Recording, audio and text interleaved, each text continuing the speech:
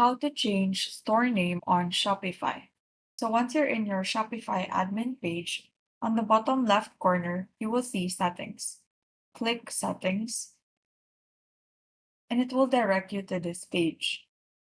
So under store details, along with my store, click the edit button and this tab will appear. So under store name, enter the new name for your store. So you can also enter a store phone and a store email. So once you're done, click save. Also, if you're planning to change your URL, what you can do is to go to domains, which is found on the left side, and then click this link, change to a new myshopify.com domain. So in this text box, enter your new domain. So take note that you can only change your domain once, and then click add domain.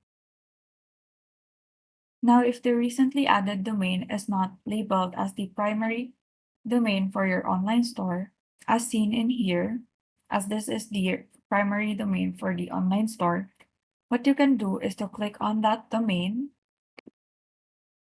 and then click change domain type. Now select primary domain and then click change domain type.